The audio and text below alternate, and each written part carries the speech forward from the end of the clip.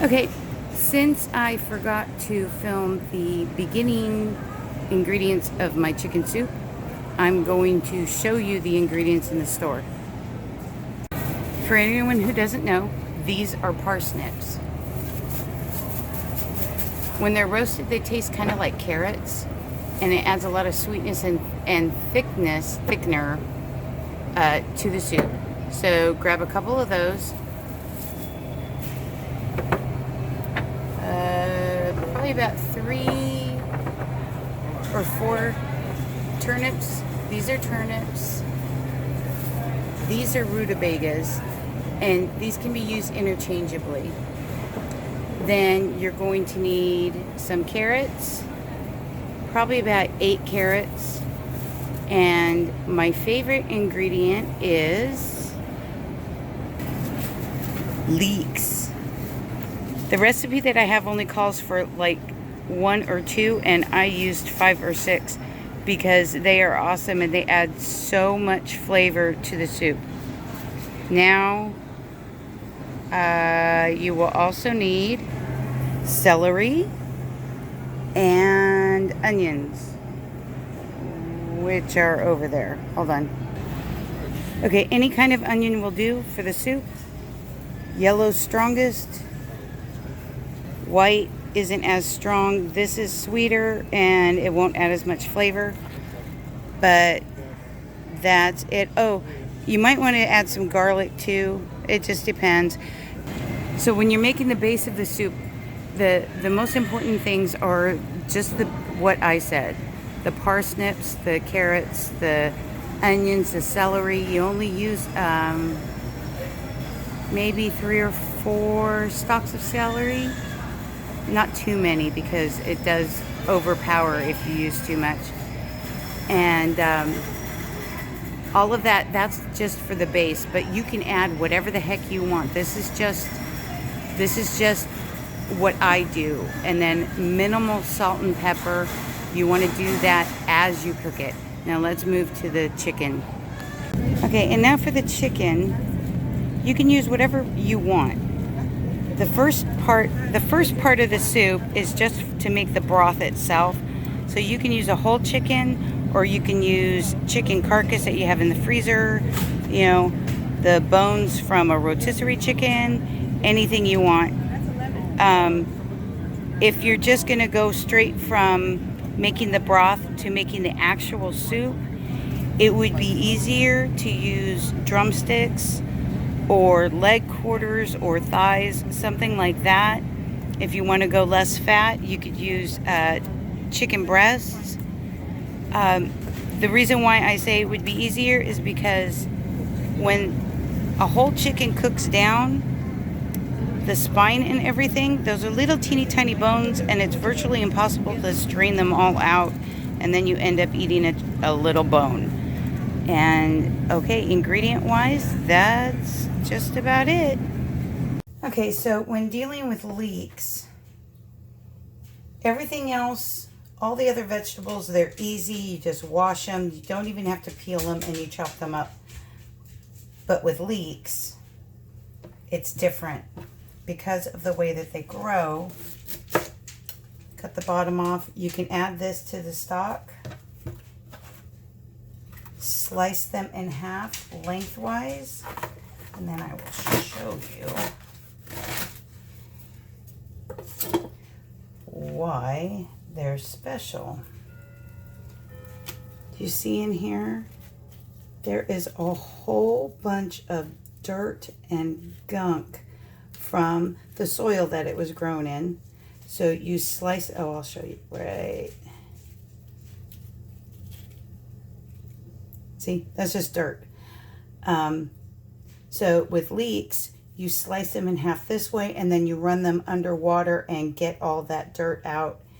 And then once you're done with that, then you just roughly chop it into whatever size bits you want to throw them into the pot. Okay, so you grab your vegetables and you wash them. You don't even have to peel them. And you chop them up as big or small as you want. And then you put them in here.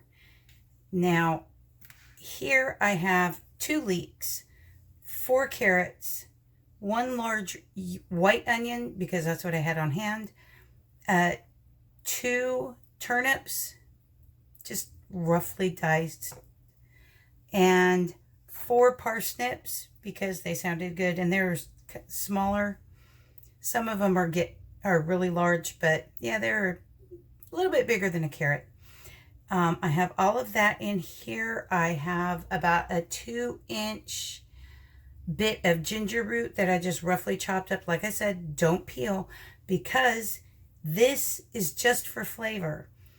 And this is a bunch of thyme, and then like 3 sprigs of rosemary that I tied together. I'm gonna plop those in here first. And I even included, like with the onion, the white onion, it's the root, it's the skin, it's everything, because all of that adds flavor. So I'm gonna put these all in here. And this is a crock pot. It's a smaller crock pot. I could have used a roasting pan. I probably should have. Yep. I'm going to change this out. Be right back. Yeah, see, I completely changed my mind all the way around. So I'm going to cook this on the stove. So there are a number of ways that you can cook this. I also have probably roughly about 3 pounds of chicken. It's just chicken breast from the freezer. I'm going to add some salt. You don't want to over season this, because you're going to be seasoning again once you're ready to actually make the soup for eating. This is just for the stock, for the flavor, and it's the first phase. So salt and pepper. Like I've said in the store, you can add whatever you want. You can add garlic in here, and you can do this on the stove, in a crock pot, or one of those large electric roasters, which I was going to use and changed my mind. You could also do this in an instant pot, as long as you only put the amount of ingredients that can fit in your instant pot. This would not fit in my instant pot. This is too much matter. So anyway, cover it with water, turn it on high till it boils, then turn it down to medium-low. You want it to be simmery, but there has to be bubbles, not just sitting there just being hot. And then while it's cooking, if you're doing it on the stove, it's a lot easier. Just lightly skim off any of the impurities that are coming off of the chicken. And I'll show you what it looks like after it's done. I have strained it, and then I'm ready to actually make the soup. Okay, this is the soup all strained. I took the chicken breasts and chopped them up. They were so cooked. It's been, let me see, I started at 11. So it's been 5 hours cooking. Chicken breast all shredded up. I had a couple of pieces of bacon that was already cooked that I chopped up and put in here. And now this, see, I don't know how to gauge how many carbs from all the other veggies, the parsnip and all that, leached into the soup. So I'm not even going to do a nutritional analysis, because this right here, making the actual soup, is where you control the carbs. So I'm going to add 2 more chicken breasts. I'm gonna dice up and throw in here, let them cook for a little bit, and then you can add whatever the heck you desire. If you want more meat, because it's in this amount of water, it's what? Probably about a gallon. So about 16 cups of water in here. 2 chicken breasts isn't a lot. If you want, you can throw in jars of the canned meat that I have on my other video right here. But you can throw in whatever you want. You want to throw in ham, you could throw in pork, you can throw in beef, you can throw in whatever you want in here. I am going to go the higher carb route, and I'm going to add, well, celery is not high in carbs. So yeah, I'm going to add some more celery for some added flavor. Before I add the chicken, I'm going to taste this to see how the salt content is. Adjust some of that, add some pepper, things like that. And then I'm going to start throwing in peeled and sliced carrots. I'll throw in some potatoes. Toward the end, it'll be maybe some pasta or something. I'm not sure.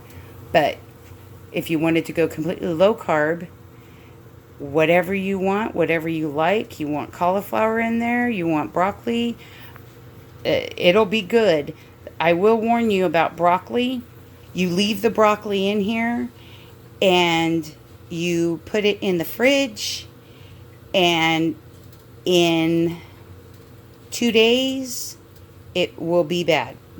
I don't know why, but broccoli goes bad really, really quick.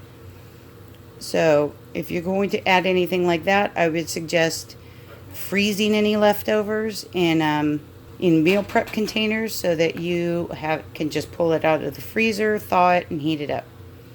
And that's it. Okay, I forgot to tell you, sorry, I just added pepper and a little bit of salt. So to finish the soup, you put it in a bowl, and it is amazing. If you chop up some dill, some fresh dill, you put that in the bowl, and then you put just a squirt of lemon. Oh my gosh, it brightens up the soup and makes it taste phenomenal. Okay, thank you for joining me. Okay, now I know I just keep talking and won't shut up. So if you want to learn how to can this, continue watching. The rest of the video is all about how I can the broth. A number of important things. Remember to double and triple check your jars before you do any canning, to make sure there are no chips around the top, there are no cracks around here, down here.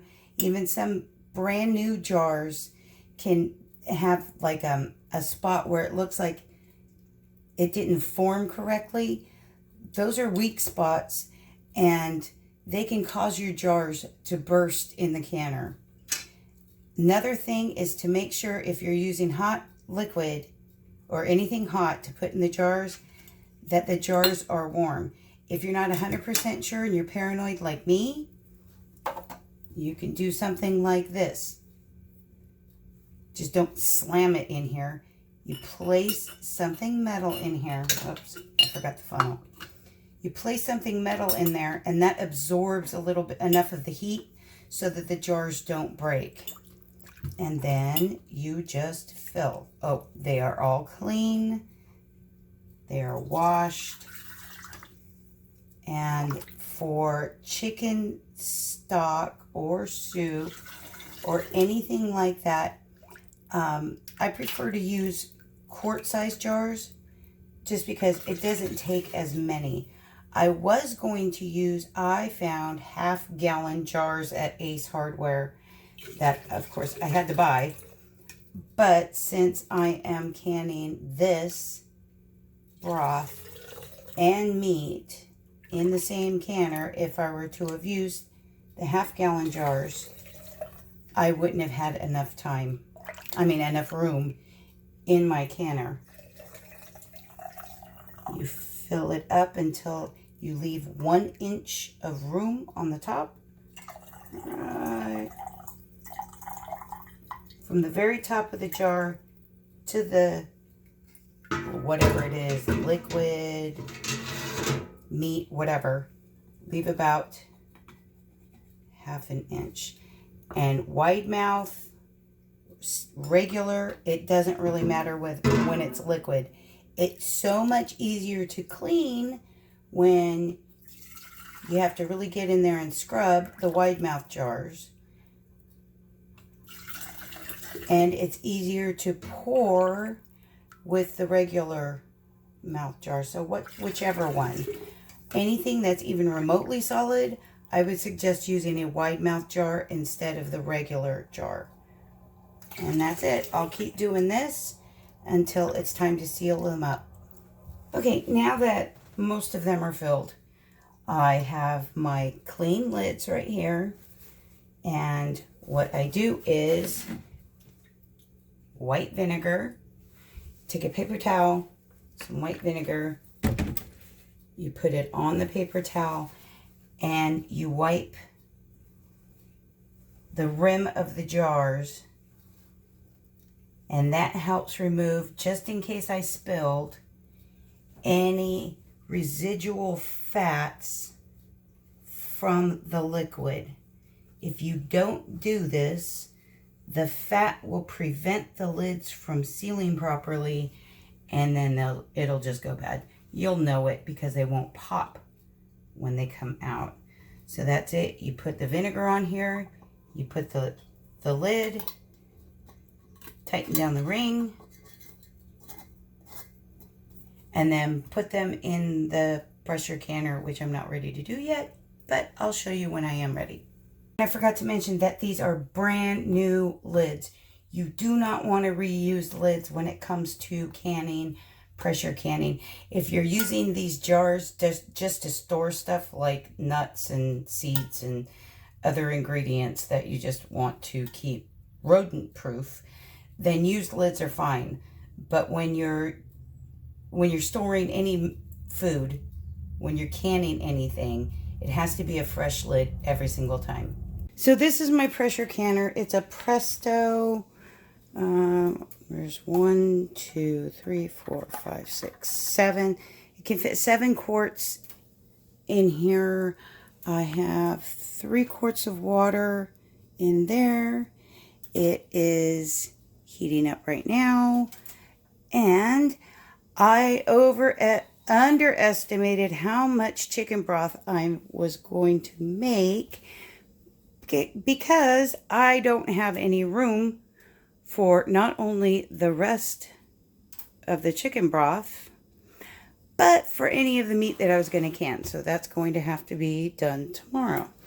Anyway, so put some water in there, make sure the jars aren't touching. You put the lid on, and you can see mine.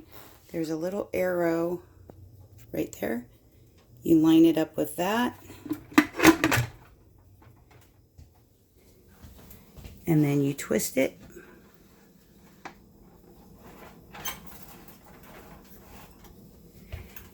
And it is on high, as you can see.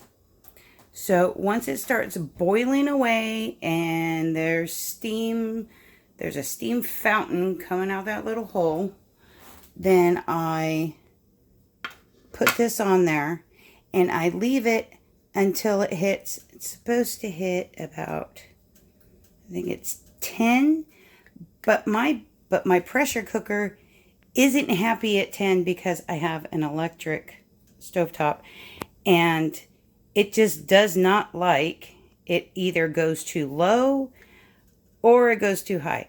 My pressure canner's happy medium is right around 15. So I'm going to take that back off. And then I leave it for an hour and a half once it hits the pressure. So I'm at sea level. So it's 10 pounds pressure for 90 minutes. Almost everything is the same pressure, same time, no matter what it is, if it's meat, whatever, when you're pressure canning. So I'll leave it for 90 minutes and then I will tell you what to do next. Okay, time is up. This is what it should sound like, look like. See the little things popped up. It's been 90 minutes. Now you turn it off. That's it. And you leave it. I know it's tempting. Do not take that off of there. One, you'll burn the hell out of yourself. And two, the pressure forces all the liquid to shoot out of the jar and into the pot. So you end up undoing everything you've just spent 90 minutes waiting for. So just let it sit. Okay, now you see that? It says 0. Wait till it says 0. Then pop this off. Twist. And carefully take the lid off. Hold on. And now remove them from the pot. Place them. They are hot. They are very warm. Put them on a towel or something. You don't want to put them on anything that's cold or it will break the glass. And you let them sit here until they seal. How do you know they're sealed? They make loud pops. And then this lid will be down like that, but that one's lying because it hasn't been processed yet. So, there we go. Okay, so all my jars, I checked them. Everything was great. None of them were touching. I was kind of wondering why the water looked like this. Well, now I know why. Watch.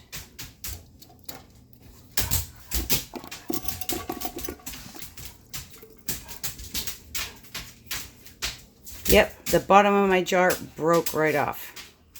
At least the whole thing didn't shatter like sometimes. So that shows that no matter what, sometimes you just don't see what's wrong in a jar and it's not your fault. And here's my chicken stock all done. I lost 2 jars in the canner. I'm not sure what happened. They cracked both of them down along here. So you take the jars out of the canner. Once they seal, you remove the lids, the rings, and then you wash them because one, if anything, if your jars break, you're going to have stock or whatever all over the jars. And two, just through normal processing, some of the contents of the jar can come out into the water and then you end up with a sticky, gunky mess. And I don't store my jars with the rings on because it makes it easier to see if the seals don't stay sealed. If the lids don't stay sealed, it's easier just to walk over, look at it. If it's loose, then you know that one's bad and you empty it out. But that's it.